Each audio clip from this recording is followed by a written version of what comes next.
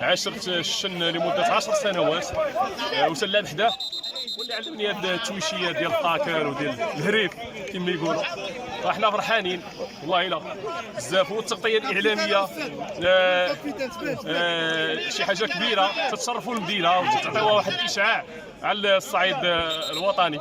وتنشكر اللجنه ديال التنظيم المنظمه.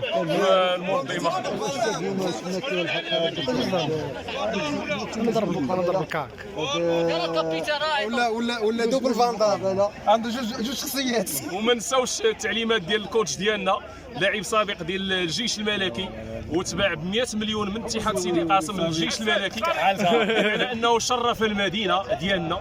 هذه المدينه راه عطات بزاف ديال الكويريه، ومنهم السي اسماعيل اللي كان الكوتش المونطال والكوتش ديالنا، وحفزنا وعطانا تعليمات صارمه وانتصرنا بحصه. سي بوصباح باش ما نطولش لك كثير، حنا تنعرفوا كنت تقريبا من الصحه الغداء، انا نديروا معك حلقه خاصه مع اسماعيل علاش هذا بحال هذا الوجوه ما يكونش مكتسب، وحنا شفنا هذه الفضيحه اللي طرات مؤخرا.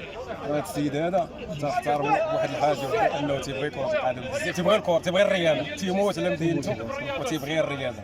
هذه هي الحاجه اللي تتسمى بحال الناس اللي بغاو يسيرونا ان شاء الله.